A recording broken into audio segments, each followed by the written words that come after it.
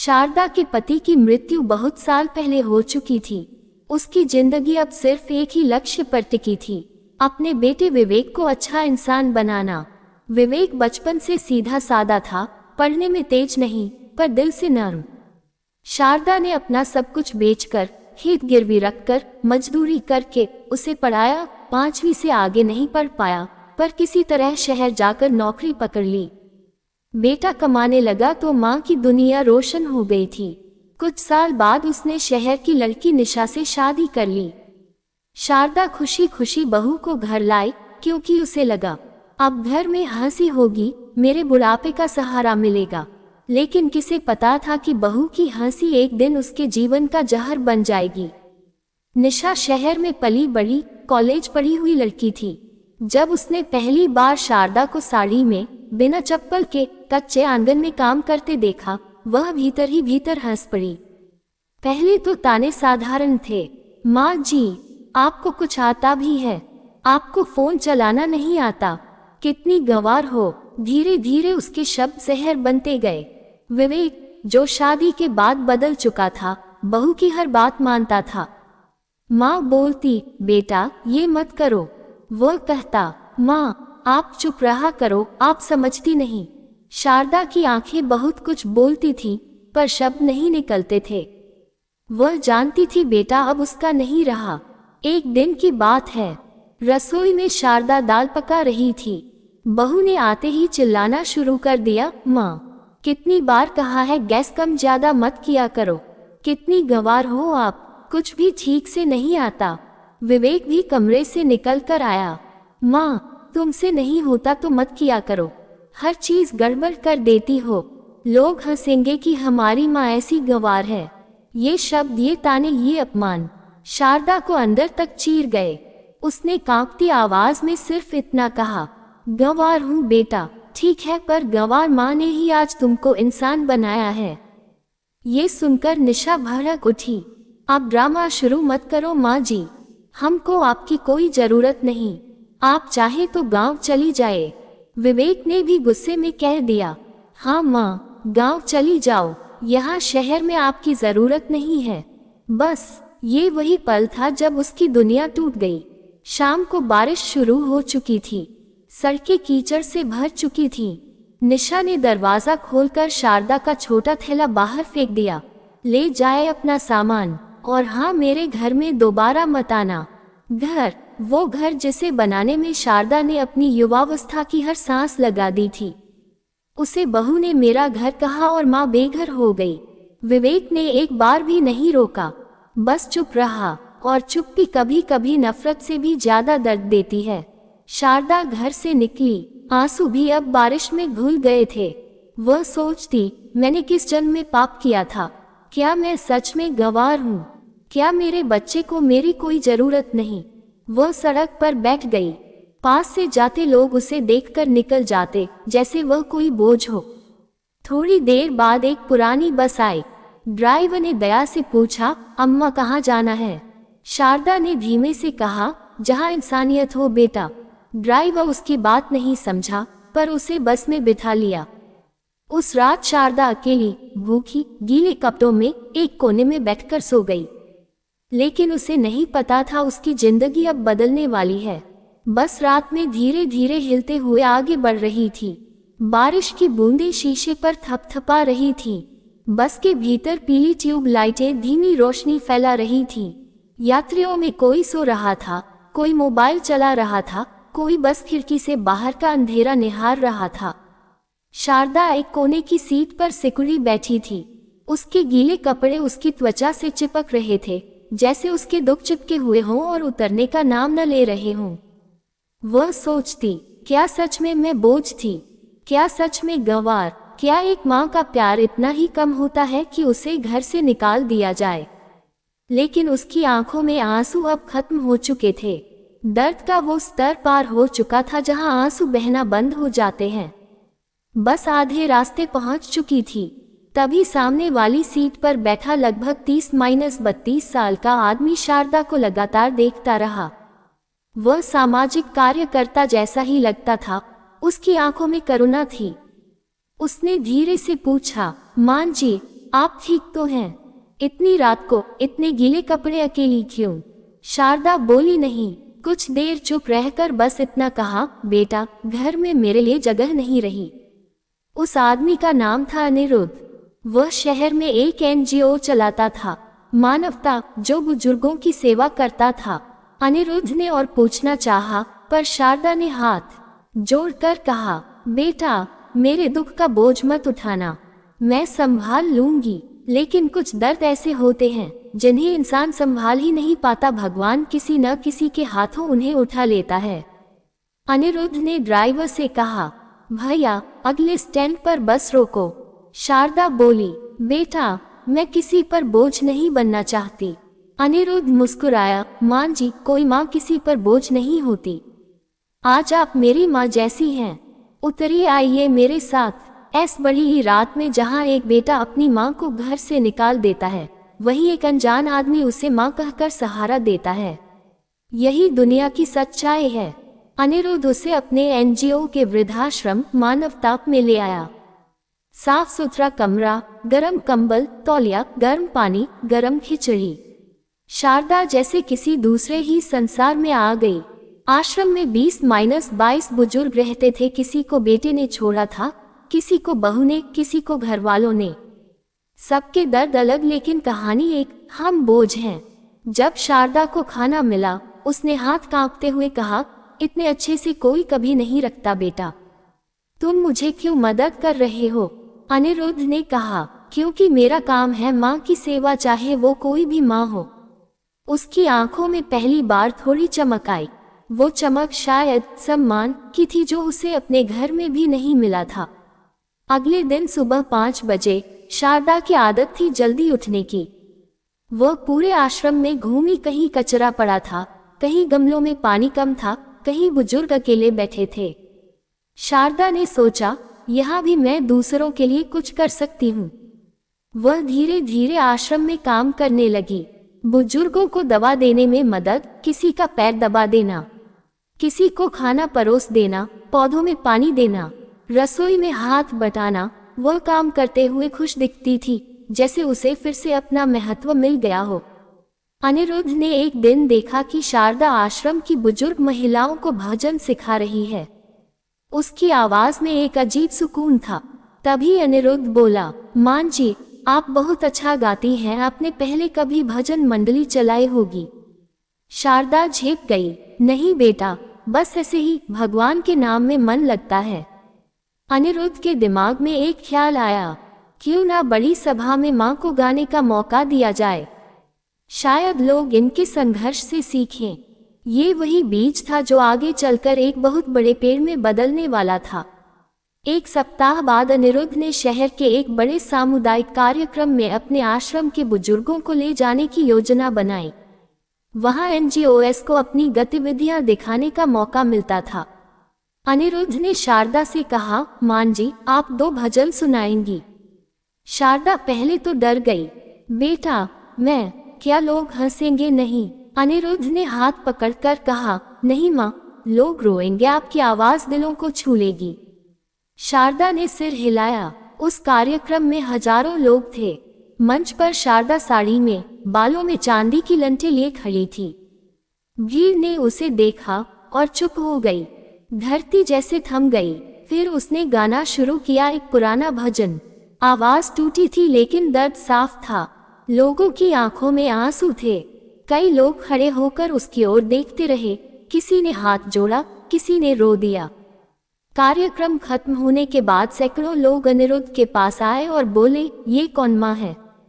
इनकी कहानी सुनाइए। इनकी आवाज ने दिल हिला दिया। उस रात अनिरुद्ध ने शारदा से पूछा, माँ, आप इतने दर्द भरे भजन कैसे गा लेती हैं? शारदा की आंखें भर आईं। बेटा, जब जीवन दुखों से भरा हो तो आवाज में दर्द अपने आप आ जाता है। उसी रात अनिरुद्ध ने एक वीडियो रिकॉर्ड किया, शारदा का भजन और उसकी कहानी, और उसे सोशल मीडिया पर डाल दिया। उसे नहीं पता था कि यह वीडियो पूरे देश को झकझोर देगा। 2 दिनों में वीडियो वायरल हो गया। लाखों लोग वीडियो शेयर करने लगे। कमेंट्स आए, ऐसी माँ को छोड़ने वाले खुद गंवार हैं। माँ को सलाम, उस बेटे को शर्म आनी चाहिए। हर टीवी चैनल, हर अखबार, हर सोशल मीडिया प्लेटफॉर्म पर शारदा के भजन की चर्चा हो रही थी।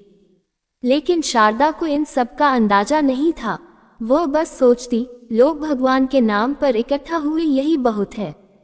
उधर उसके बेटे और बहू पर समाज उंगली उठाने लगा था।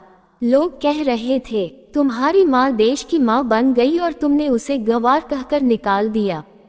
विवेक और निशा की नींद उड़ गई। बेटे को पहली बार एहसास हुआ उसने क्या खो दिया। वीडियो वायरल होने के 4 दिन बाद पूरा शहर मानवता आश्रम के बाहर जमा था। लोग फूल लेकर आ रहे थे, भजन सुनने की मांग कर रहे थे, बुजुर्गों को सम्मान दे रहे थे। अनिरुद्ध हैरान था। उसने तो बस माँ की पीड़ा और भक्ति दुनिया तक पहुंचा दी, पर दुनिया ने उसे माँ का सम्मान बना दिया। शारदा इस भीड़ को देखकर कहती, बेटा, लोग मुझे क्यों देखने आते हैं? मैं तो बहुत साधारण हूँ। अनिरुद्ध मुस्कुराता, नहीं माँ, आपकी साधारणता ही आपको असाधारण बनाती है। उधर दूसरी तरफ विवेक और निशा दोनों मोबाइल पर रोज हजारों कमेंट पढ़ते।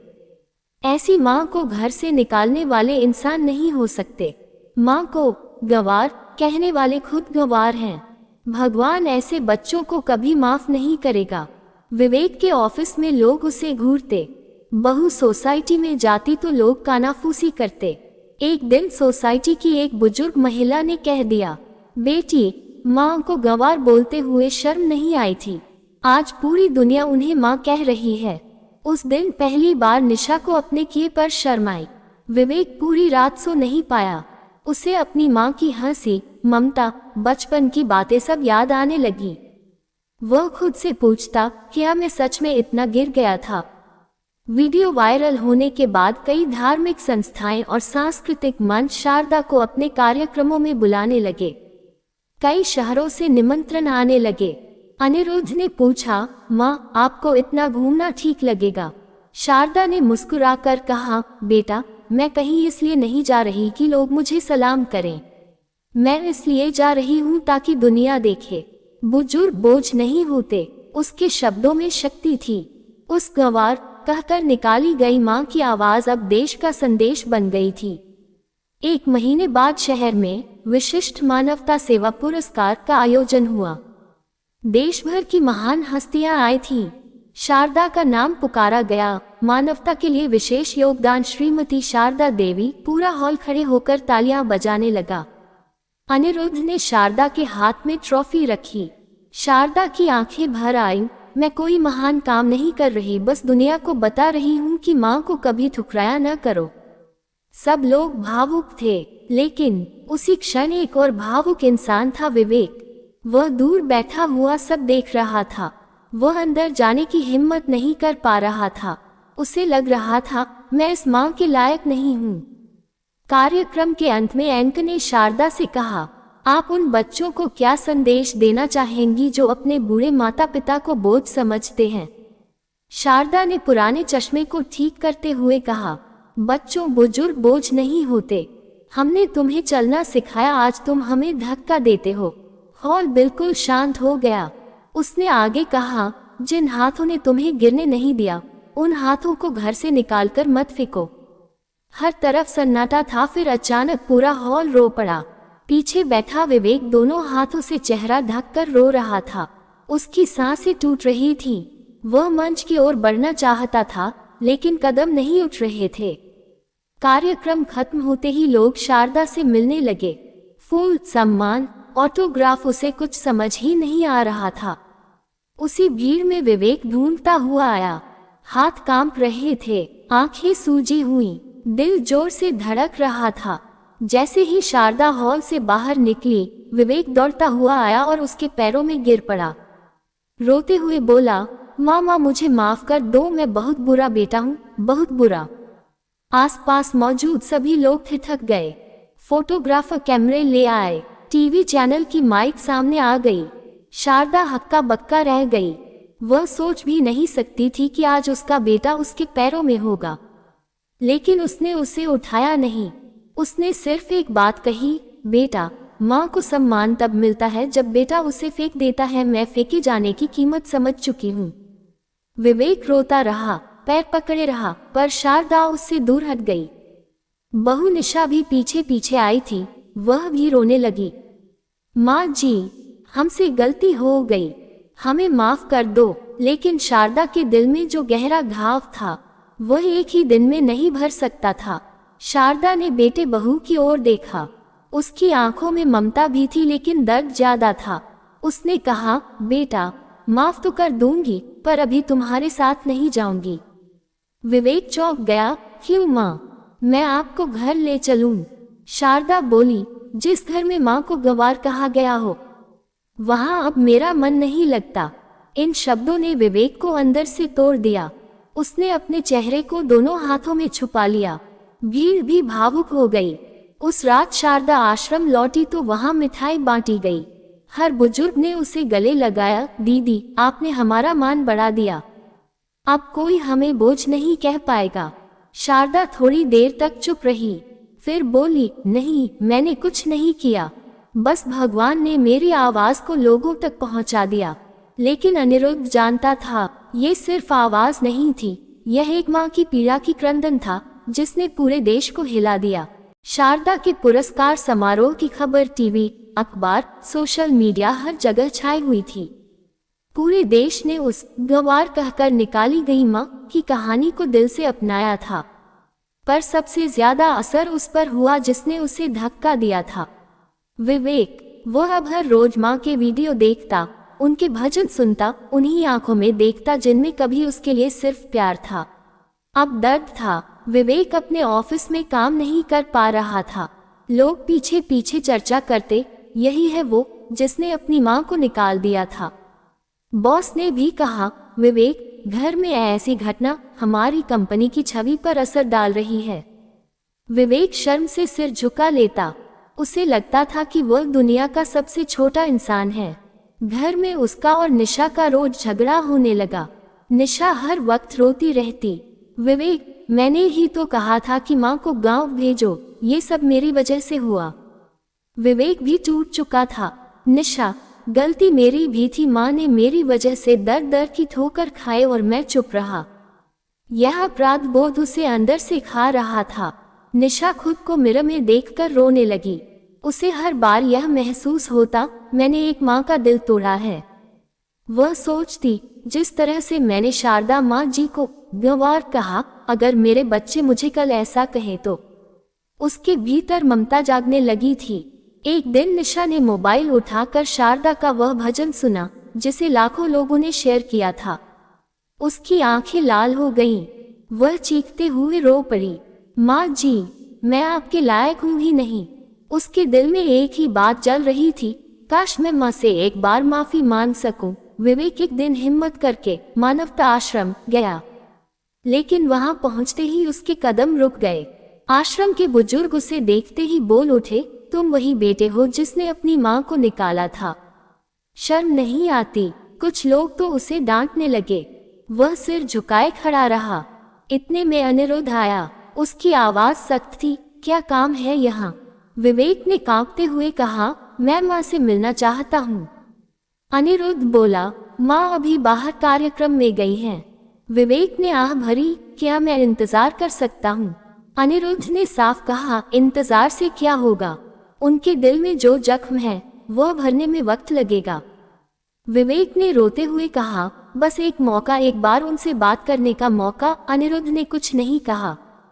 उसने बस अंदर जाने का रास्ता दिखाया। शाम को जब शारदा आश्रम लौटी तो उसने विवेक को बैठा देखा। विवेक खड़ा हो गया, उसकी आंखें भरी हुई थीं। शारदा रुक गई। दोनों के बीच कुछ सेकंड की चुप्पी रही और यह चुप्पी बहुत भारी थी। विवेक बोला, माँ, आज मैं सिर्फ इतना कहने आया हूँ कि मैं आपकी वजह से रात रात भर सो नहीं पाता। मैं बहुत बुरा बेटा हूँ माँ, आप मुझे एक बार डांट दीजिए लेकिन माफ कर दीजिए। शारदा की आंखें नम हो गईं, लेकिन वह बोली, बेटा, माफ तो कर दूंगी, पर जो दर्द तुमने दिया वह भूलने में समय लगेगा। विवेक ने कहा, माँ, आप घर वापस चलिए। शारदा शांत स्वर में बोली, जिस घर से मुझे निकाल दिया गया था वह अब मेरा नहीं रहा, बेटा। इन शब्दों ने विवेक को उल्टे हुए पत्थर की तरह गिरा दिया। उसकी सांसें भारी हो गईं। वह धीरे से बाहर निकल गया। 2 दिन बाद रात में तेज बारिश हो रही थी। विवेक और निशा बाइक से कहीं जा रहे थे। अचानक सामने एक ट्रक ने मोड़ काटा, बाइक फिसल गई और दोनों जोर से सड़क पर गिर पड़े। निशा की चीख निकली, आह! विवेक घायल होकर सड़क पर पड़ा था, सिर से खून बह रहा था। निशा भी जोर से रो रही थी। लोग जमा हुए, एम्बुलेंस आई, दोनों को अस्पताल ले जाया गया। अनिरुद्ध को खबर मिली। उसी ने मानवता आश्रम में आकर शारदा को बताया, मां जी, विवेक और निशा का एक्सीडेंट हो गया है, हालत थोड़ी गंभीर है। शारदा के पैरों तले जमीन खिसक गई। उसके हाथ कांप गए। मेरा बेटा, मेरी बहू। अनिरुद्ध ने सिर झुकाकर कहा, हाँ मां जी, डॉक्टर बुला रहे हैं। शारदा का दिल टूट गया। वह कांपते हुए बोली, मुझे तुरंत अस्पताल ले चलो बेटा, जल्दी। अस्पताल में प्रवेश करते ही शारदा का दिल रो पड़ा। विवेक बेड पर पड़ा था, ऑक्सीजन लगी हुई थी, सिर पर पट्टी, हाथ टूट गया था, शरीर पर गहरी चोटें। निशा भी दूसरे बेड पर थी, चेहरा सूजा हुआ, पैर में प्लास्टर। शारदा दोनों को देखकर रो पड़ी, बेटा, मेरी जान, हे भगवान, मेरे बच्चों को बचा ले। आसपास मौजूद डॉक्टर, नर्स, अनिरुद्ध सभी ये देखकर भावुक हो गए। वह वही मां थी जिसे बेटे बहू ने गंवार कहा था, घर से निकाल दिया था, लेकिन आज वही मां सबसे पहले दौड़ी आई। कुछ घंटों बाद विवेक की आंख खुली। सामने अपनी मां को देखकर वह फूट फूट कर रो पड़ा, मां आप आई। शारदा ने उसके सिर पर हाथ रखा, मां कभी दूर जा सकती है, पर बच्चे की तकलीफ दूर नहीं कर सकती। विवेक रोते रोते बोला, मां, आज मैं मर भी जाता तो आप मुझे माफ नहीं करती। शारदा की आंखें भर आईं, मां का दिल पत्थर नहीं होता बेटा, बस वह टूट जाता है, आसानी से नहीं जुड़ता। विवेक ने हाथ जोड़ दिए, मां, कसम खाता हूं मैं अब आपकी सेवा करूंगा, बस मुझे माफ कर दो। मां की आंखें भर आईं। उसने अपना माथा विवेक के माथे पर रख दिया। मां ने बेटा पा लिया, बेटे ने मां पाली, लेकिन कहानी का असली फैसला अभी बाकी था। डॉक्टर ने कहा, विवेक को लंबे समय तक बेड रेस्ट चाहिए, बहू भी कुछ दिन तक उठ नहीं पाएगी। नर्स बोली, किसी को तो देखभाल करनी होगी, कौन रहेगा इनके साथ? सभी की नजर शारदा पर गई। शारदा कुछ देर चुप रही, फिर बोली, मैं रहूंगी जब तक मेरा बेटा ठीक नहीं होता। विवेक ने रोते हुए मां का हाथ पकड़ लिया। निशा भी रो पड़ी, मां जी, आप सच में हमारी देखभाल करेगी? शारदा ने माथा सहलाते हुए कहा, बच्चे गलती करते हैं, मां उन्हें छोड़ती नहीं। लेकिन मन में कहीं एक और सवाल अभी भी बाकी था, क्या ठीक होने के बाद मां उनके घर लौटेगी या आश्रम में ही अपनी नई दुनिया बनाए रखेगी? अस्पताल के वार्ड में उस रात मां की दवा बत्ती के बाद लोग धीरे धीरे चले गए। सिर्फ विवेक और निशा वहीं बैठे रहे। बाहर हल्की बारिश हो रही थी। इतना शांत माहौल कि मां की हर धीमी सांस भी साफ सुनाई दे रही थी। लेकिन मां की आंखें अब भी बंद थीं, चेहरा थका हुआ, फिर भी उस चेहरे पर एक ऐसी शांति थी जो किसी तपस्विनी जैसी लग रही थी। मां की आंखें खुली। करीब आधी रात को अचानक मां की उंगलियां हिली। विवेक चौंक कर आगे झुक गया। मां सुन रही हो? मां ने आंखें खोली। उन्हें देखकर विवेक और निशा दोनों की आंखों से आंसू बह निकले। मां ने धीमी आवाज में कहा, क्यों रो रहे हो? मैं ठीक हूँ। विवेक ने मां का हाथ थाम लिया। मां, हमने बहुत गलत किया, हमें माफ कर दो प्लीज। लेकिन मां मुस्कुरा दी। वह वही पुरानी दुनिया की सबसे प्यार भरी मुस्कान थी। गलत हमेशा बच्चे करते हैं और माफ हमेशा मां देती है, मां ने बहुत सहज स्वर में कहा। निशा रो पड़ी। मां, आप हमें अपने घर आने देंगी? हमें अपने पास रख ले, मां ने प्रेम से कहा। घर मेरा है ही कब? घर तो वही होता है जहां बच्चे होते हैं। अगर तुम दोनों सच में बदल गए हो तो मेरा घर हमेशा तुम्हारा है। विवेक ने रोते हुए मां के पैरों पर सिर रख दिया। हम सच में बदल गए हैं मां, कभी आपको अकेला नहीं छोड़ेंगे। कुछ दिन बाद मां बिल्कुल सामान्य हो गईं। अस्पताल से छुट्टी मिलते ही विवेक और निशा ने मां को कार में बैठाया और सीधे पुराने मकान पर ले आए। दोनों ने मिलकर घर की सफाई की, माँ के कमरे में नए पर्दे लगाए, दीवार पर माँ की और बाबूजी की तस्वीर टांगी। लेकिन जैसे ही वे माँ को कमरे में ले गए, माँ दरवाजे पर ही रुक गईं। विवेक ने पूछा, क्या हुआ माँ? माँ ने शांत स्वर में कहा, मैं यहाँ नहीं रहूंगी। दोनों अवाक रह गए। क्यों माँ? माँ ने धीरे से कहा, क्योंकि मैं जब तक इस घर में रहूंगी तुम दोनों ये समझोगे कि तुमने मुझे इसीलिए वापस लाया क्योंकि तुम्हें अपराध बोध था। मैं अपने बच्चों की दया पर नहीं रहना चाहती, मैं अपने सम्मान से जीना चाहती हूँ। निशा डर गई। माँ, आप फिर से हमें छोड़कर जाएंगी? माँ ने मुस्कुराकर कहा, नहीं बेटा, इस बार मैं तुम्हें छोड़ने नहीं जा रही बल्कि तुम्हारा हाथ पकड़कर आगे ले जाने आई हूँ। माँ टैक्सी बुलवाकर सीधा उस वृद्धाश्रम गई, वही वृद्धाश्रम जहाँ से उन्हें उठाकर अर्जुन ले गया था। वहाँ पहुंचकर सभी लोग माँ को देखकर खुश हो गए। माँ ने वहाँ के प्रबंधक से कहा, मैं यहाँ रहने आई हूँ लेकिन अकेली नहीं। विवेक और निशा पीछे खड़े सब सुन रहे थे। उनके चेहरे पर परेशानी साफ दिख रही थी। माँ ने कहा, मैं यहाँ बच्चों के लिए एक संस्कार केंद्र खोलना चाहती हूँ, जहाँ बच्चे आएंगे और उनसे मैं बस एक चीज सिखाऊंगी, माँ बाप को कैसे सम्मान देना चाहिए। प्रबंधक ने खुशी खुशी हाँ कह दी। विवेक ने माँ से पूछा, माँ, हम कहाँ रहेंगे? माँ बोली, तुम मेरे साथ यही रहोगे, काम करोगे, बुजुर्गों की सेवा करोगे और हर दिन सीखोगे कि परिवार का असली मतलब क्या होता है। विवेक और निशा दोनों ने सिर झुका दिया। हम तैयार हैं माँ। 6 महीने बाद वृद्धाश्रम में अब रोज भीड़ होने लगी थी। बच्चे आते, माँ की बातें सुनते। माँ बाप को मत तौलो, माँ बाप को बस अपनाओ। जिन पैरों पर तुमने चलना सीखा उन्हें उम्र में सहारा दो। हर बच्चा माँ की बातें सुनने के बाद रोता हुआ घर जाता और माँ बाप को गले लगा लेता। माँ अब सिर्फ एक माँ नहीं थी, वह समाज की सच्ची शिक्षिका बन गई थी। और विवेक, वह अपनी माँ के साथ रोज बुजुर्गों की सेवा करता, खाना बनाता, कमरे साफ करता, दवाएं देता। एक दिन उसने माँ से कहा, माँ, शायद हम आपकी खोई हुई इज्जत वापस नहीं ला पाए लेकिन हम कोशिश कर रहे हैं कि किसी और माँ की इज्जत कभी न खोए। माँ मुस्कुराई, बस बेटा, यही तो मैं चाहती थी। अंत में माँ ने समाज को सिर्फ एक संदेश दिया, माँ बाप कभी बोझ नहीं होते, दिल बोझिल हो जाते हैं जब बच्चे अपने माँ बाप के लिए जगह नहीं छोड़ते। और उसी दिन से लोग उस माँ को एक नाम देने लगे, इंसानियत की माँ, क्योंकि जिसे उसके अपने घर से गंवार कहकर निकाला गया, उसने पूरे समाज को संस्कार और जीवन का असली अर्थ सिखा दिया।